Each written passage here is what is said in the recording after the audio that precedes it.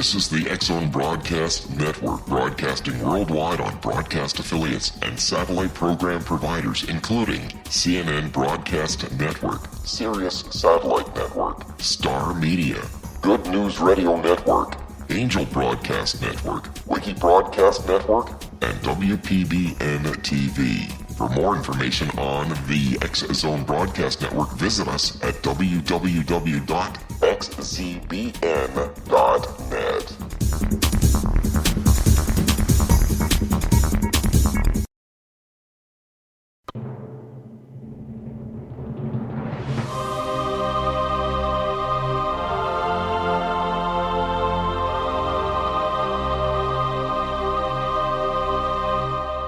The Science of Magic with Gwilda Wiyaka is largely an opinion talk show. All opinions, comments, or statements of fact expressed by Gwilda Wiyaka's guests are strictly their own and are not to be construed as those of the Science of Magic or endorsed in any manner by Gwilda Wiyaka, Relmar McConnell Media Company, its affiliated networks, stations, or employees.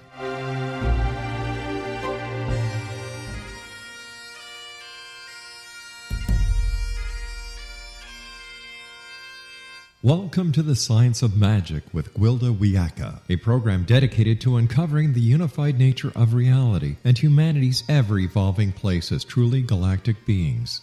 For more information on the Science of Magic with Gwilda Wiyaka, visit us online at www.thescienceofmagic.net.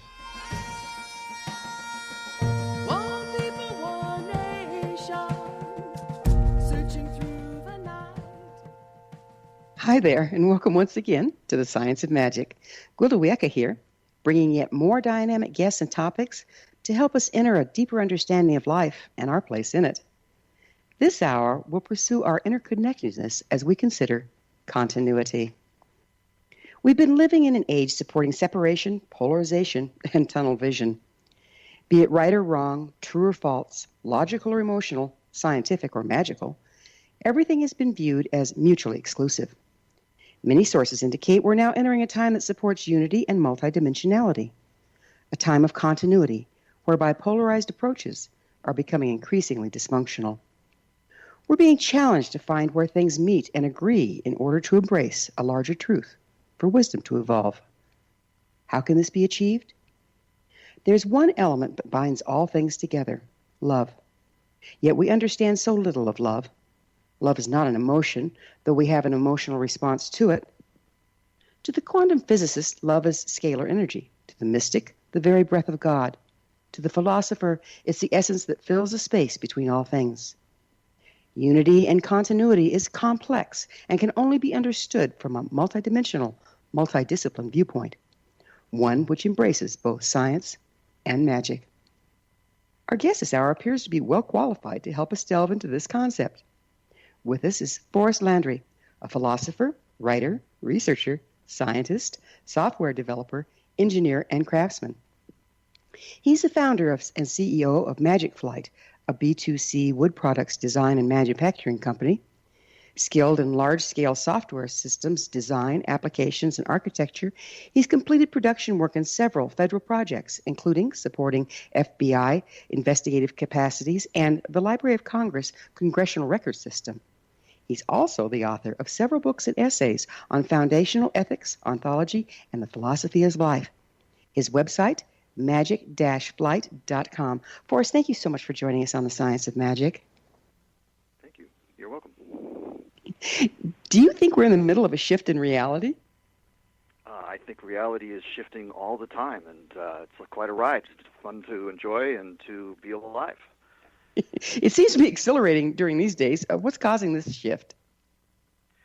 Well, I don't necessarily know that I could speak to causality at the level of what's happening in politics or in the world today, other than to say that, the things that we all know, major changes in the climate, major changes in the economy, new ideas being brought forward, new technologies being brought forward, all of these things influencing people and civilization in multiple ways.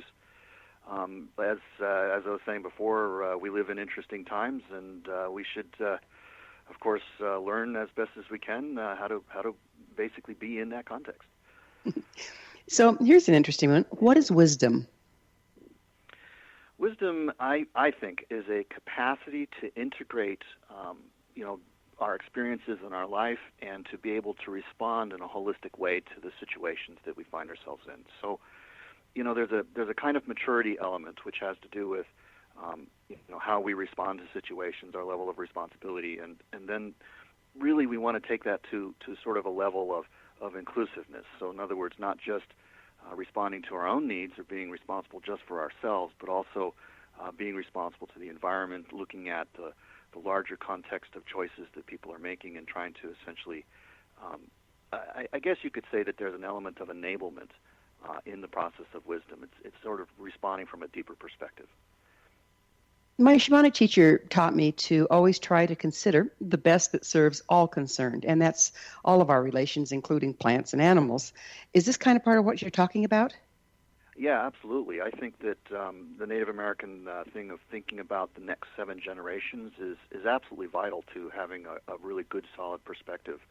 When we're making choices, if we're just thinking about the short term, we're not going to make as good choices as if we sort of think about the larger context, what's truly win-win for all people involved at all levels of being.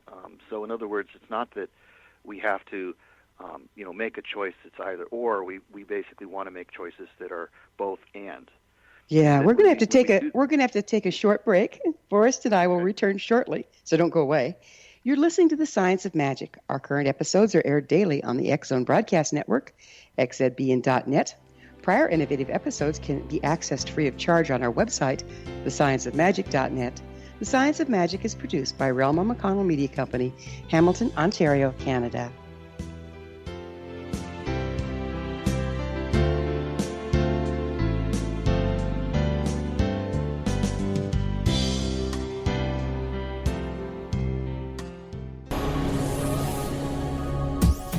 This is the X-Zone Broadcast Network, broadcasting worldwide on broadcast affiliates and satellite program providers, including CNN Broadcast Network, Sirius Satellite Network, Star Media, Good News Radio Network, Angel Broadcast Network, Wiki Broadcast Network, and WPBN TV. For more information on the X-Zone Broadcast Network, visit us at www.xzbn.net.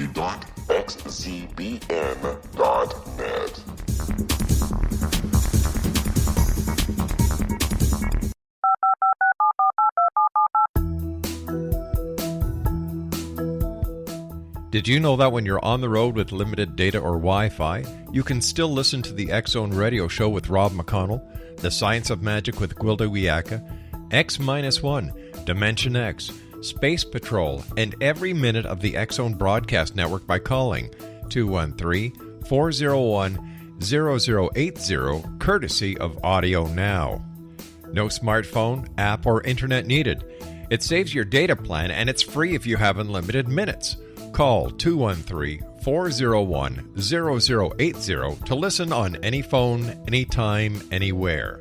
Remember, 213-401-0080 for the best of the paranormal, parapsychology, and sci-fi radio programming anywhere, 24/7, 365.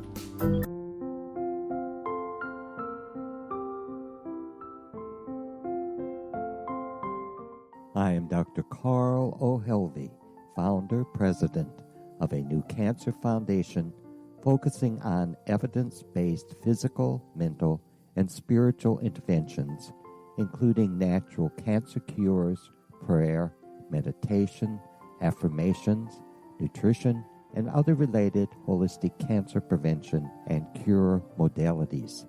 These are used in cancer education, research, and financing care. I ask for your help to continue this important work by donating at www.holisticcancerfoundation.com.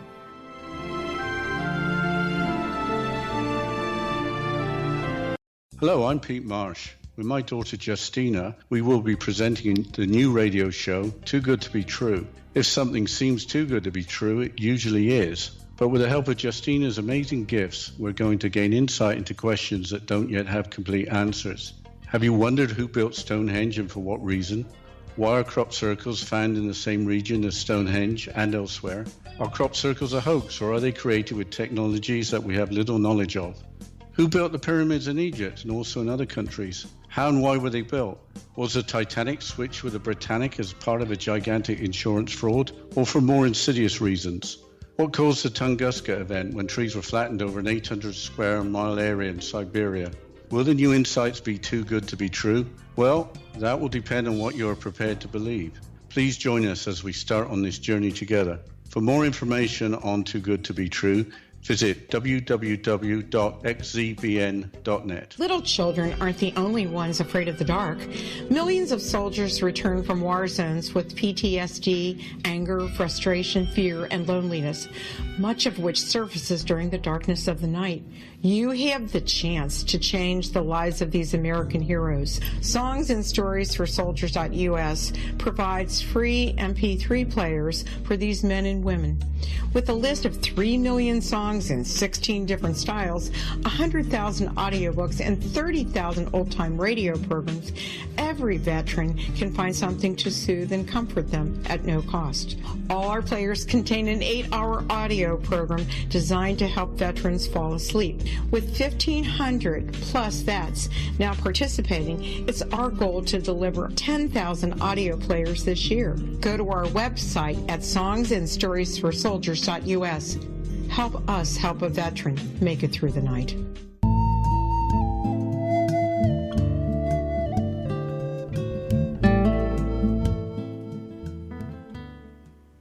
Welcome back, folks. This is The Science of Magic, dedicated to unification and evolution of consciousness. I'm your host, Gwilda Wiyaka. Our guest this hour is Forrest Landry, an author, philosopher, researcher, scientist, software developer, engineer, and craftsman. His website, magic-flight.com. Forrest, we were talking about the importance of considering the seventh generation, of considering all concerned in our decision making coming from wisdom. And it seems like we've been living in a very short-sighted period, haven't we? I would think so. Yeah, there's a tendency for people to think in terms of optimizing. So they want to, optimize the number of people that are clicking on their website, or they want to optimize the number of sales or the number of voters and things like that. Whereas really we live in a world that is more about the kinds of relationships that we have. We constantly ask each other what's important, what is the most meaningful thing. And that sort of focus about looking at the deeper meanings, looking at the deeper connections and the relationships and the kind of values that we fulfill with each other is something that we need to practice and get better at, because that's a lot of what makes life a lot more enjoyable. It also makes it a lot healthier, because when we think about the future and we think about the possibilities, we can, in a sense, look at reality in a more inclusive way. It seems like we've been, again, short-sighted, but also we're not seeing the whole very well. Why do you suppose that is? Well, I think that's, as you mentioned earlier, it's a question of wisdom and a question of maturity. When people first come into this world, they're still learning how to live their own lives and how to have essentially their situation worked out. But as we get older, we start thinking in terms of other people, in terms of our immediate lovers, and then maybe with time, in terms of a family, and then as you grow older, a larger family. Really, we're looking at kind of an accelerated process that allows us to think in terms of broader and broader context. So you go from the family to the community, and then from the community to essentially the environment and to larger issues. What we're really looking to do is to have that happen sooner and more fully, because the kinds of issues that are facing humanity today, environmental problems and things like that, really require a much higher level of responsiveness on our part in order to be able to adequately address. So while people may have, they get maturity as they develop through life and such like that, assuming things go well, we're needing to have more emphasis on that. I think a lot of the advertising and a lot of the marketplace and such like that, cell phones and Twitter and things like that, all encourage very short responses, very, very immediate responses, and our attention hasn't really been drawn into the larger context as fully. We seem to be moving from a polarized view where the thing is either is or it isn't. Is wisdom evolving as a result? I think so. I mean, part of wisdom is a perspective. When we have a larger perspective, when we look things from a more holistic perspective, we see possibilities that otherwise might not have been available. And that's a big piece of it. Part of the benefit of having a larger perspective is seeing those options, those hidden paths. If you're presented with two choices, you might remember that actually you have an even bit bigger choice or a larger choice. Someone may ask you, well, do you want to buy the red car or the blue one? And it's our task to remember, well, maybe now is not the time to buy a car. Or maybe I want to buy a bicycle, or maybe I basically want to fly on an airplane and travel that way. And so it's incumbent upon us to remember the larger context of the choices that we have and not to let ourselves get boxed in with the options that are being presented to us. How about creating options? Do we have the option right now to start creating new options? I do think so, yes. In fact, I think that's when we talk about the fundamental structure of reality. One of the things that I've basically been working with is not only can we create options, but that it's necessary and ethical for us to do so. In a lot of ways, there's these really low-level ideas that basically say, when presented with a choice, that it's always possible to choose in a win-win manner, and that the way that we make that happen, or the way that we can bring that about, is by creating new options. We can create intellectual models that sort of hem us in and things like that, but that really the effort here is to think of it in sort of a kind of design modality. How do I design a good choice? How do I design a choice that opens up future possibilities and future choices? So when we're making a choice, we're wanting to look at, actualizing in the present, the best possible outcome, win-win for all people involved. But we also want that choice to lead to future choices, lead to future opportunities, which are also enabling for all of the participants. And that's a practice. I mean, it's an ongoing effort, it's an ongoing consciousness, but it really carries a lot of rewards because you begin to see options, you begin to see possibilities, and to manifest them, and it's a very magical thing to do that. Don't you think that it's a process of also rewiring the brain, because we have these neurological pathways burnt based on our agreed-upon reality, which is polarized, dog eat dog. So aren't we actually having to rewire the way our brain works?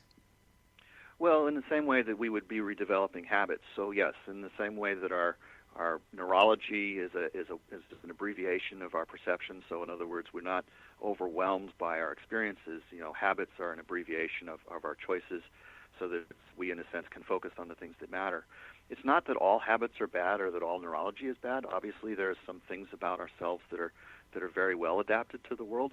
But for the parts of us that don't fit, or the things that aren't working, we need to be able to step back, look at the habits, make them into things that are choices, and then choose differently. And that takes effort. I mean, it's not overnight that a person changes a habit. When we're reworking our neurology and such like that, it's usually a consistent effort of about 40 days for the new habit to take effect.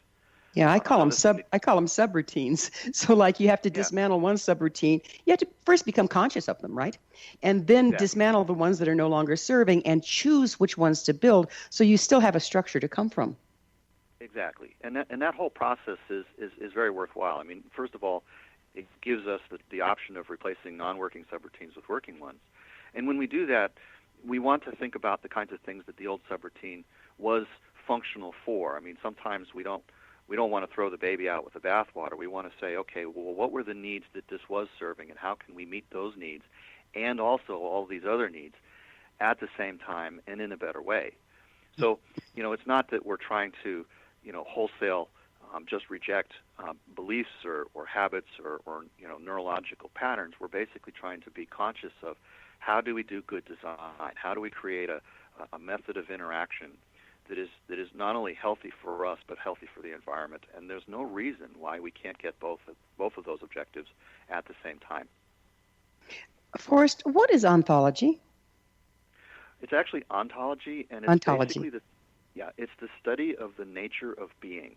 So in other words, when metaphysics in sort of the research or academic way is classically thought of as asking two really big questions. What is real, and how do we know? The what is real question is what we mean by ontology. And the how do we know is known by the term of epistemology. And between those two topics, we're really considering the essence of what metaphysics is about, at least as far as a research philosopher would think about it. I tend to sort of expand on that notion a little bit to say that the real essence of the inquiry is the relationship between the self and the reality that one lives in, or between the subjective and the objective. And that really what we're looking at is an inquiry into the fundamental nature, the basic pattern that is intrinsic to the relationship between self and reality, subjective and objective. And that by understanding that, we can understand things like the scientific method, we can understand about choice, about causality, and a whole host of other things.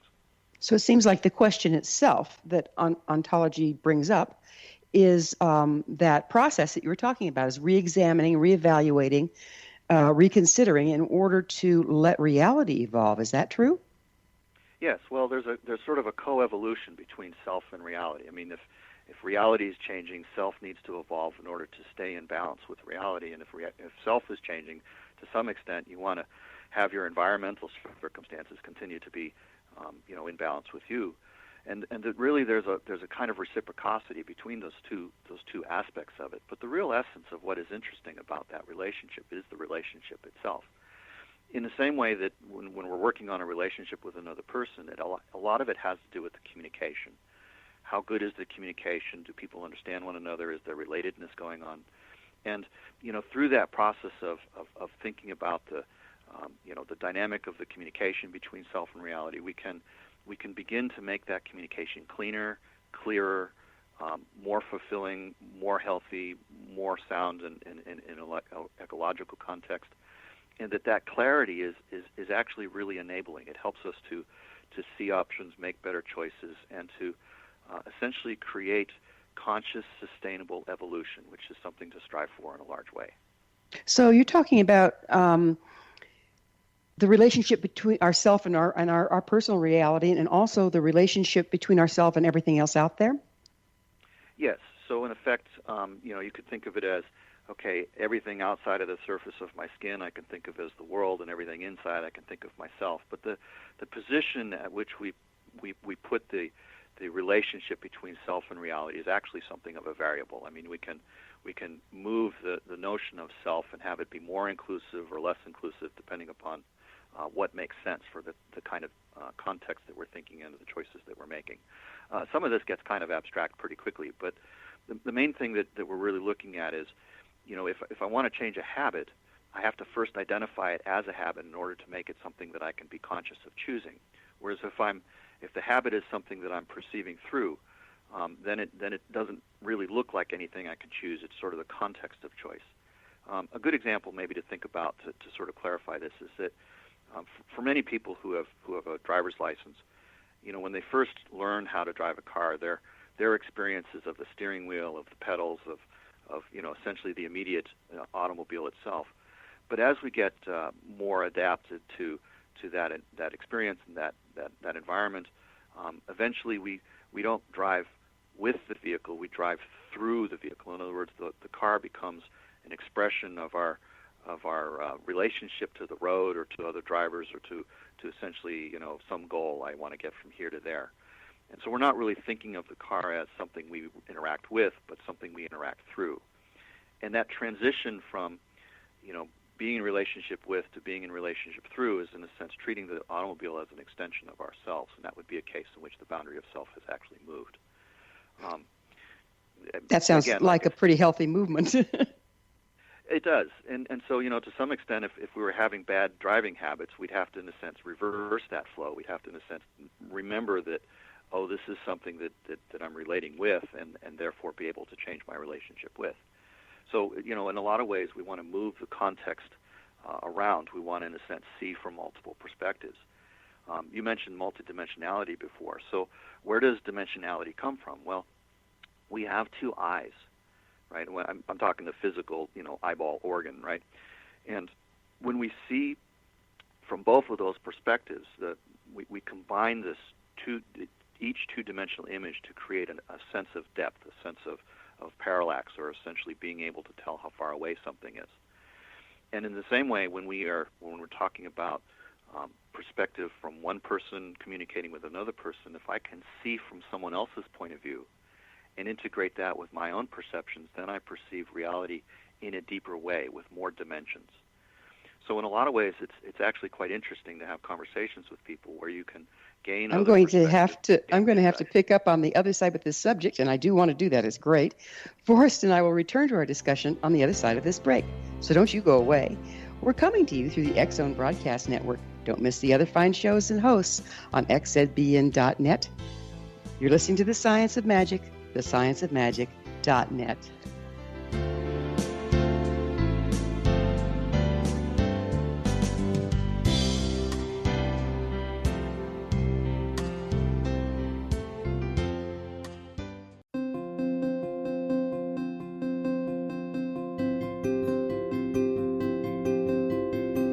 Dreams are our personal gateways into infinite wisdom. Don't miss shamanic counselor and indigenously trained dream decoder Sandra Corcoran's inspiring book, Shamanic Awakening Between the Dark and the Daylight. This remarkable work chronicles Sandra's 35 years of experience with diverse wisdom keepers and her initiations throughout the Americas and across the British Isles, Turkey, Greece, and Egypt. Sandy's knowledge of symbology, psychology, and myth influence her dream blog and workshops.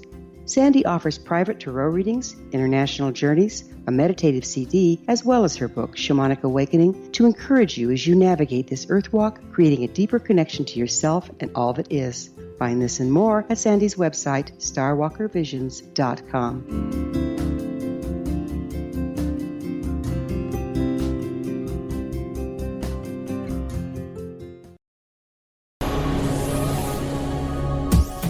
This is the X Zone Broadcast Network, broadcasting worldwide on broadcast affiliates and satellite program providers, including CNN Broadcast Network, Sirius Satellite Network, Star Media, Good News Radio Network, Angel Broadcast Network, Wiki Broadcast Network, and WPBN TV. For more information on the X Zone Broadcast Network, visit us at www.xzbn.net.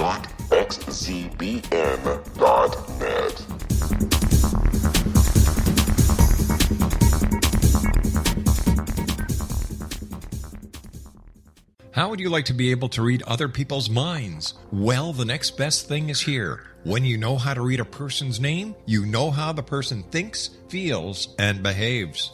Each letter in our name holds a key to unlock our true essence. Our name contains both our gifts and challenges in this lifetime. Mnemology science discovers personality secrets hidden in the placement of the letters of our names, including the first and last impression people remember about us. Sharon shows us how to interpret the arrangement of letters as outlined in her book, Know the Name, Know the Person. Sharon Lynn Wyeth created mnemology science after 18 years of research and testing her theories, and has supported thousands of people around the world in understanding themselves and others better. You'll enjoy Sharon's unique teachings as she shares her system to learn the gifts behind your given birth name. Even if you don't like your birth name, there are jewels in this book. If you're thinking of changing your name, ready to name your child, or wanting to get along better with others, this is the book for you. If you'd like to improve your relationships and change your life for the better, get the book today, Know the Name, Know the Person, or visit www.knowthename.com. That's www.knowthename.com.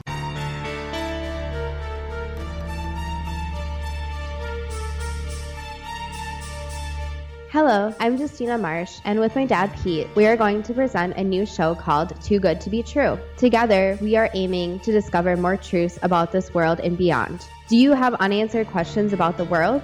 Do you ever wonder about aliens, conspiracy theories, or the universe? There are many shows discussing subjects such as pyramids or UFOs, but we want to relay this information based on our own research, including from spiritual means. Hopefully, listeners will be helped with their own beliefs and will appreciate the psychic insights that add to the previous research and information. We both look forward to sharing this insight and beginning this journey with our listeners. Visit xzbn.net for more information about when to listen.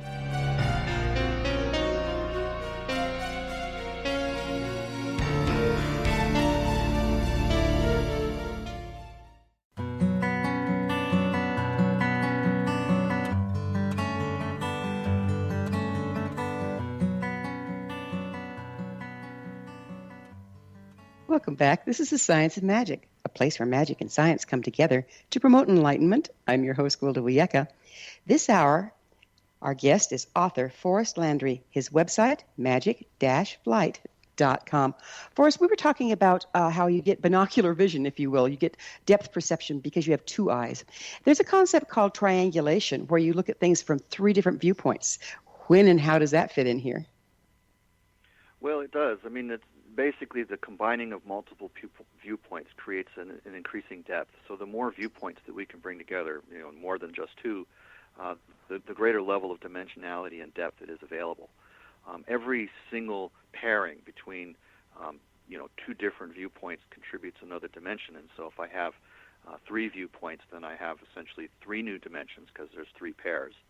If I add four viewpoints, then I get even more possible pairings. And so the level of dimensionality increases geometrically in proportion to the number of combined viewpoints. And really there is a kind of sensitivity. I mean, we want to have those viewpoints well combined. In other words, there's a sense of allowing another person's point of view to be truly authentically theirs, and really being honest and understanding your own viewpoint, having a good sense of knowledge of self, and then being able to synthesize or to bring together those multiple viewpoints in a way that creates coherency, creates a kind of perspective that is inclusive of those. And this is a very powerful technique. Isn't that what you're doing by combining all these different things that you're in? From philosophy to ontology. Isn't that part of what you're doing as well? Yes, I enjoy many different aspects of life, and being able to think about things from a craftsman point of view, from a sort of information science point of view, from a very theoretical point of view in terms of mathematics or physics. From a philosophical point of view, from a kind of human nature and emotional point of view. All of these are very, very different ways of looking at each situation. And by basically having facility with each of these languages, each of these modes of relationship, we in a sense gain a level of facility in the sense that we can say, okay, well, this problem might not be easy to solve in this language, but I know how to translate it into this other language where it really is easy to work with. And I solve it there, and then I can translate the answer back into the first language that I was working in. And this technique it's a known technique. I mean, I didn't invent that, but people have been doing things like that for a long time. So by having a lot of languages, you basically have a toolkit that allows you to interact with great facility with new situations and with new questions that come up that gives you a lot of creative capacities. So when we're bringing all these different viewpoints together, what's the value of bringing all the practices together at this particular time?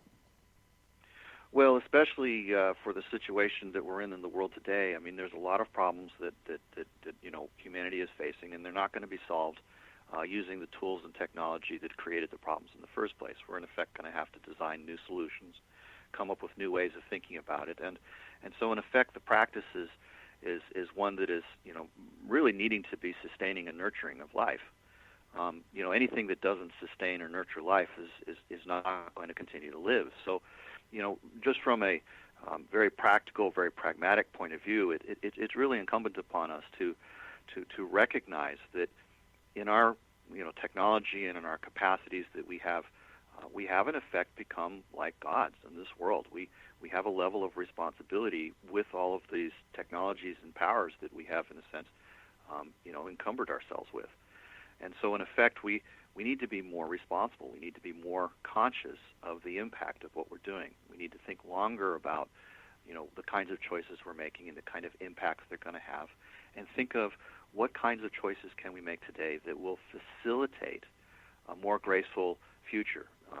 My partner basically says, be kind to your future self.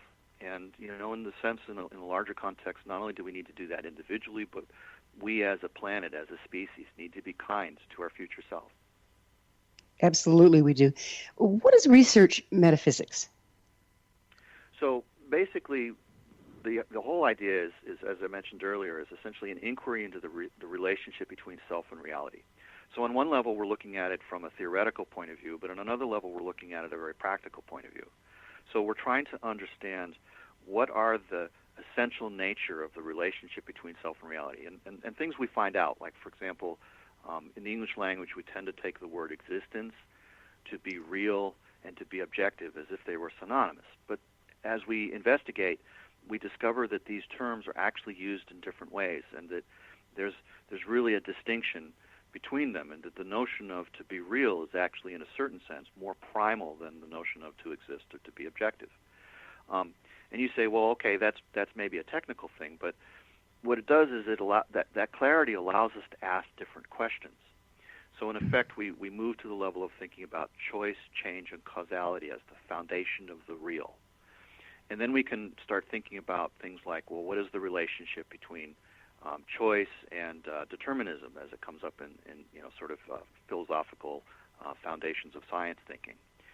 And, if we investigate that, we can say, well, we notice that there is a difference between the notion of causality and the notion of determinism, and that the world that we live in is actually a causal universe rather than a deterministic one. So even though our scientific methods are models, and mathematics is essentially presenting a model which is essentially structured and allows us to predict the future and so on and so forth, that there's an element of our experience, there's an element of our interaction with reality that is not predictable, that is not knowable in advance.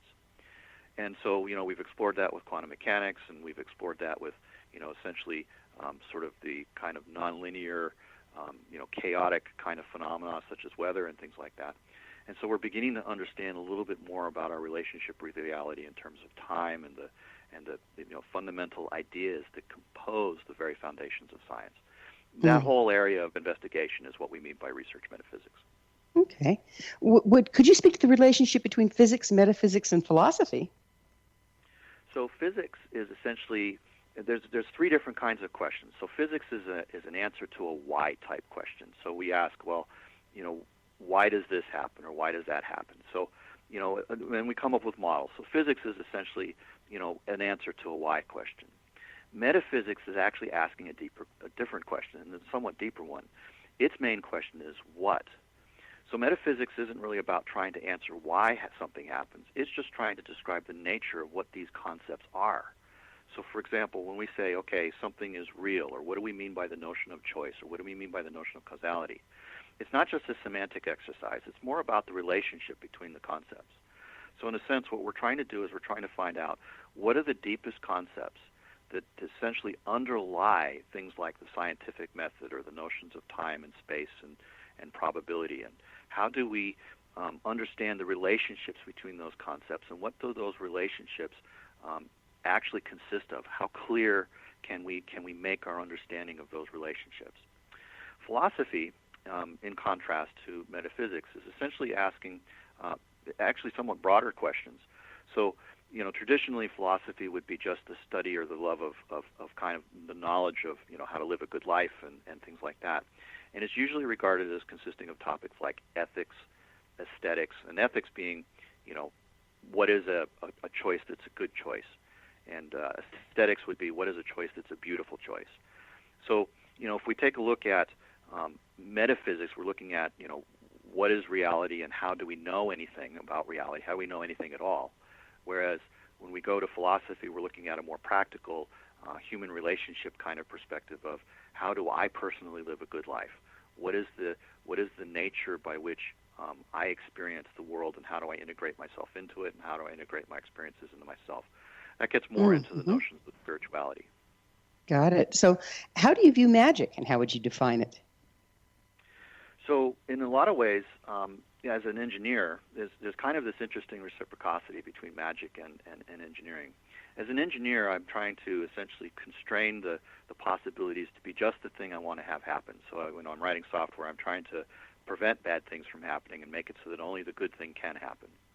Whereas in a sort of magical way of thinking, what I'm trying to do is I'm trying to create more possibilities. I'm trying to make it more likely that the good thing will happen by creating more good things to choose from, and having essentially opening up the door of more potentiality. So in one case, it's sort of like I'm trying to narrow focus in one direction. In another case, I'm trying to broaden focus and make it more attractive in that particular direction.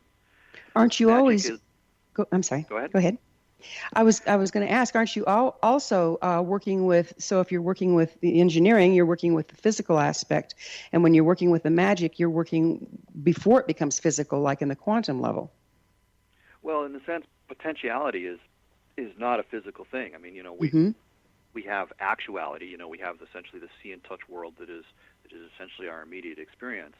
But the potentials of the future, what could happen, what sort of things are possible.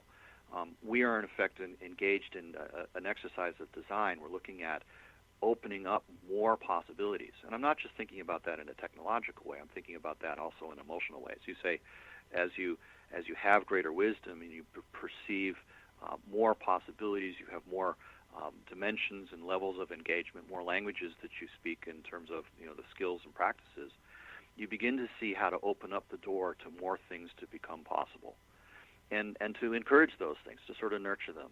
Magic is not something that we can compel. It's only something that we can encourage.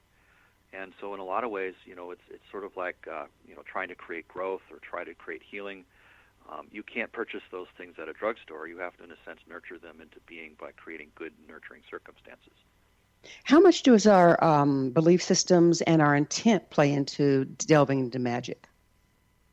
I think it plays a lot of role. I mean, when I think about the practice, I'm thinking about intent as essentially being the very first and most essential step. Well, actually, there's lots of essential steps, but the first aspect is to have clarity of intention. Mm-hmm. You want to be really specific about what it feels like to have a certain experience. I mean, if we're looking about relationships, for example, I need to, in a sense, have the clarity about the qualities of the person I want to come into relationship with, rather than say things like how tall they are and how much they might weigh or what their eye color might be, or those kinds of attributes would actually be very limiting. Whereas if you're talking about qualities of experience and you become really, really clear about that, then in effect what you've done is you've allowed the form of how that experience may come into your life to essentially be open. It's sort of like you make a deal with the universe. You say, okay, I'm going to pick how it feels, and you can pick how it shows up. And the clearer you are about how it feels, the simpler it's going to be for it to show up. So it's an act of envisioning what you want or designing it in the imagination. And I've heard that if you can't imagine it, you can't create it. That's true. And the thing is that in effect what we're looking is to have a clear feeling. So we're trying to imagine the experience as we receive it. And part of that, as you were saying, if you can't imagine it, it's that you can't see yourself receiving it. And so as a result, the effort becomes, how do I become the vehicle that can receive this experience? How do I transform myself so that I can in a sense recognize when the opportunity has arisen, when the circumstance. We're going to have to take another little time out. Forrest and I will be back shortly, so don't leave us now. This is The Science of Magic, your resource to altruistic professionals of science and the esoteric, working to create common ground for the betterment of our world. Join our email family to receive our topic-driven episode collections at thescienceofmagic.net.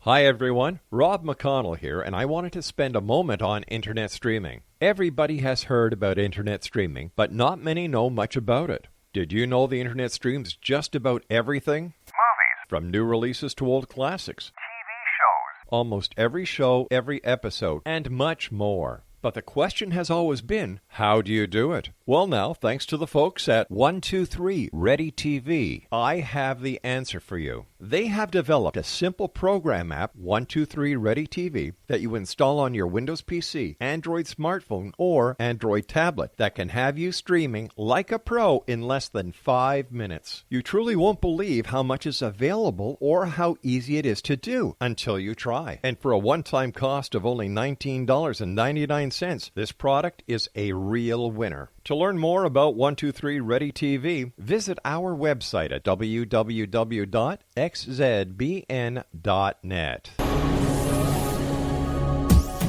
This is the X-Zone Broadcast Network, broadcasting worldwide on broadcast affiliates and satellite program providers, including CNN Broadcast Network, Sirius Satellite Network, Star Media, Good News Radio Network, Angel Broadcast Network, Wiki Broadcast Network, and WPBN TV. For more information on the X-Zone Broadcast Network, visit us at www.xzbn.net.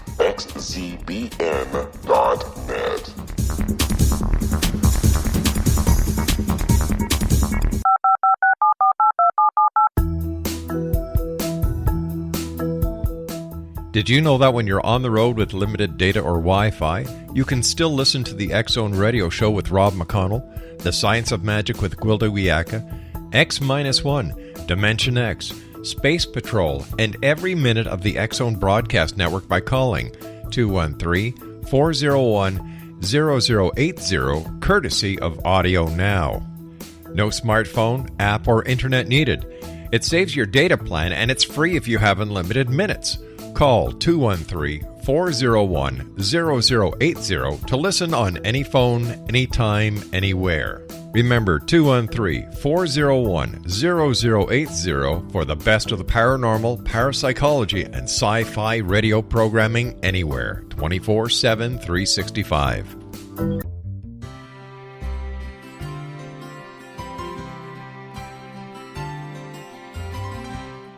True healing must address 4 levels: physical, emotional, mental, and spiritual, for us to live joyful and productive lives. We tend to treat 3 of the 4, leaving the spiritual languishing. If you're tired of the same dysfunctional patterns cropping up in your life, Soul Balancing is for you. Trixie Phelps, owner and founder of Soul Balancing, is a naturally gifted energy healer trained in numerous esoteric forms, including shamanism. Trixie has created a powerful modality that safely and effectively clears your energetic field. A soul balancing session can remove interference, heal trauma, and restore your hope. Contact Trixie for a life-changing long-distance session today, www.soulbalancing.world.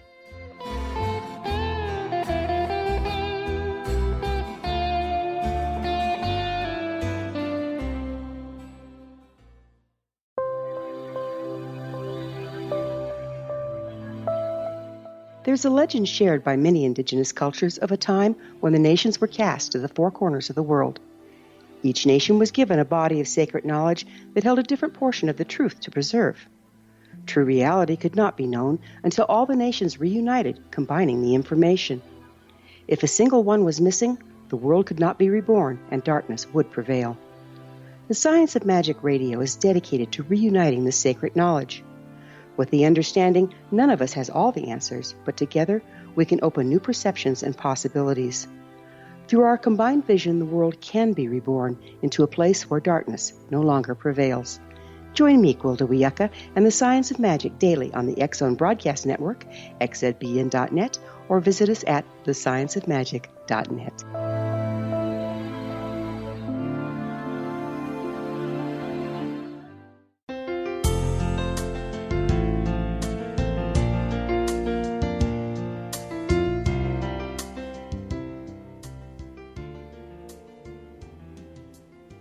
Welcome back. This is the Science of Magic, bringing together gifted people of service to the world.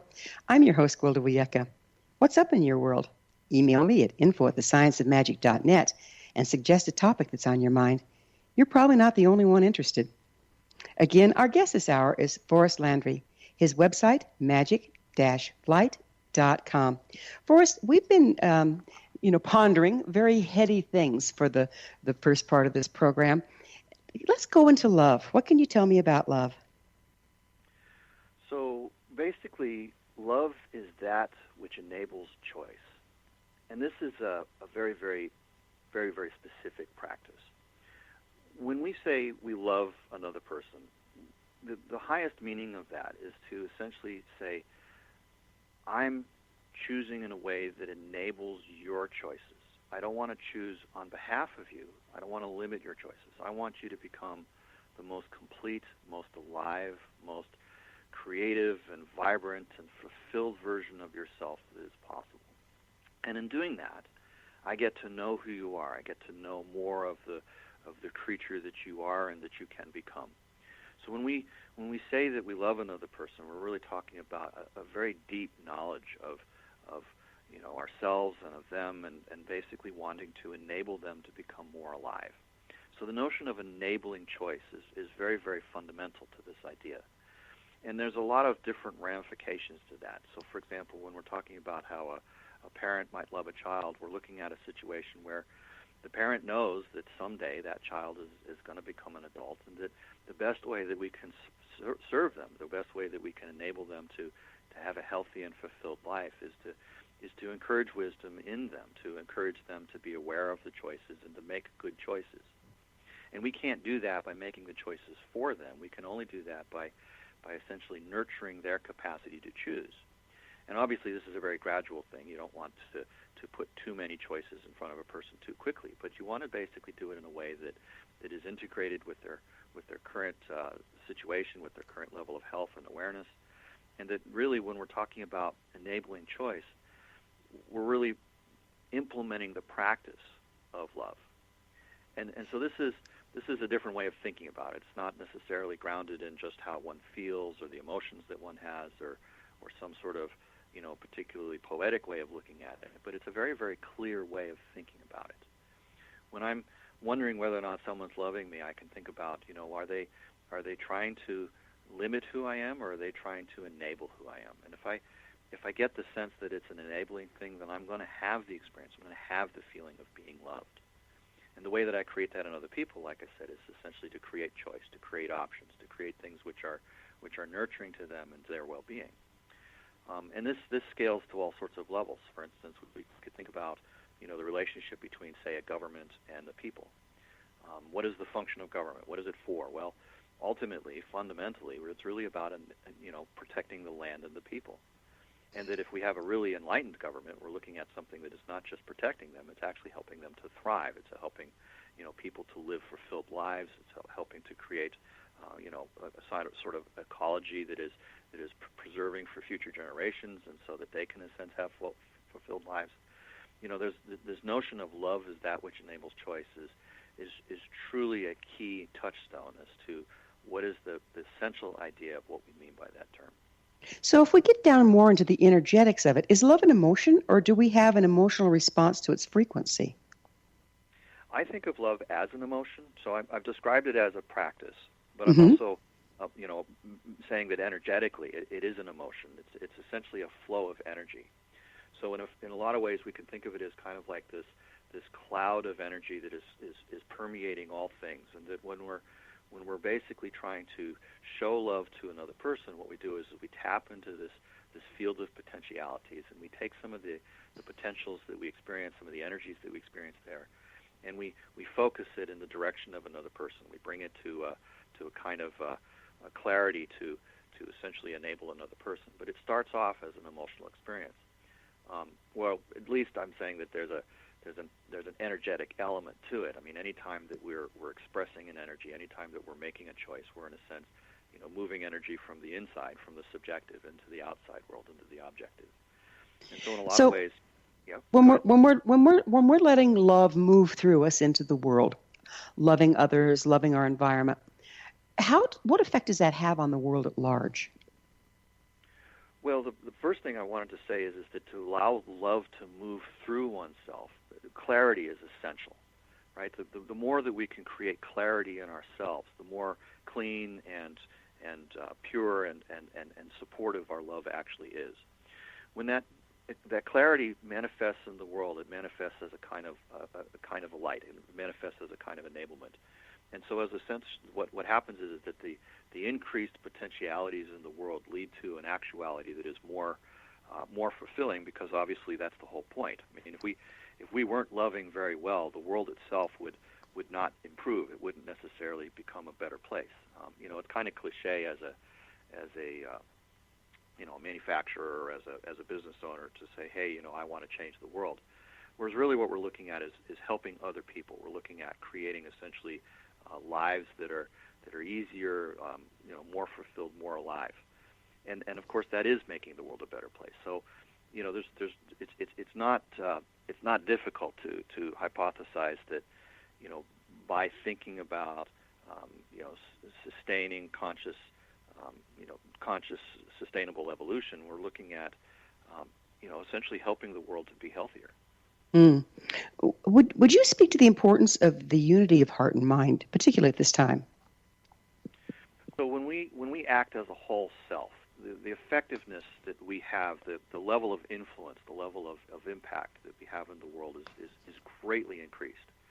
So, for instance, if we're acting as a whole being, heart, mind, and body, if we're in a sense all aligned, moving in the same direction, then that becomes a very powerful force, a very organized. The more coherent I am, the more that all of the aspects of my being are in alignment, the more that coherency leads to potentiality, leads to a kind of magical capacity to create more options. When the self is divided, when the heart's moving in one direction and the mind's moving in another, and the council of being is essentially divided, one's effectiveness in the world is greatly diminished. It's not in proportion. It's like a logarithmic or an exponential effect. If I'm divided in half and conflicted in my own sense, my effectiveness in the world is much less than half the influence. Whereas if I'm unified as a being, or better, if I'm in coherency with other people, and we're all together moving as a group, then the level of change that can be created, the level of potentiality that's available is enormous, much, much greater than the sum of the parts. So you see love as unifying, as the essence that unifies all things? It allows us to come together in a coherent way. It allows us to, in a sense, be not only able to cooperate, but to have the maturity and the vision to see what sort of changes, what sort of things we want to encourage, what sort of things that are actually right, a win-win choice to make in the world. And, that's really easy to get behind. I mean, if we're talking about unconditional love, we have to, in a sense, enable unconditional acceptance. And that's a reciprocal process in ourselves as well as in other people. Mm. Obviously, if we create that kind of outcome, there's no question that people are going to be happy here. On a philosophical level, all of this is very simple. When we're getting down to the actual practices of it, of course, the real essence of it, like I said, is creating clarity. How do I become clear? And the more clear I am, the more that I can let the light through. I can in a sense let the openness happen. Yeah, I have a saying: the light is only as clear as the window through which it shines. It's all about clarity, isn't it? Exactly. So what's next for you, Forrest? What do you believe your service is to the world? Well, as you've probably noticed, I basically am trying to enable the world to be a better place. And my particular idea of that is to have, my focus, I guess, the specific thing that I'm particularly enthusiastic about, is the relationship between man and nature in terms of how we create health in the trees particularly. My name is Forrest, so I have a particular reverence for trees. I have a particular reverence for the forest. And so a lot of what I'm interested in is, in a sense, creating healthier ecosystems. And that's been sort of the focus of why I've developed all this philosophy, why I think about these issues, and how I bring business practices together and all that. So it's my head just opened up when you said that. Life works in a particular way, and it sounds to me like you're hooking into it on all levels, including in computers and in trees. Yes, that's absolutely correct. I see a great unity between a very analog way of relating to the world and a very digital way of relating to the world. I have great depth of experience in both realms, the analog and the digital, and for me the interesting questions are the relationships between the two. Looking at the organic, working with wood and so on and so forth, and at the same time understanding how people interact and how the ecosystem is essentially created around a product, and at the same time understanding things like computer science and looking at mathematics and technology and the kinds of ways in which those interact with humanity and nature as well. Fascinating series of questions in that space. I spend a lot of time thinking about the relationship between the organic and the inorganic. And it goes back to multidimensionality, doesn't it? It does indeed. It does indeed. Forrest, I can't thank you enough for the beautiful service you're doing to the world. And you keep your hands on that wood. It seems to be giving you some good lessons there. Bless the trees, huh? You're most welcome. Bye-bye now. Our guest this hour has been Forrest Landry, an author, philosopher, researcher, scientist, software developer, engineer, and craftsman. His website, magic-flight.com, This has been The Science of Magic. Until next time, dear ones, may you find all you desire, want, and need as you live in the center of unconditional love.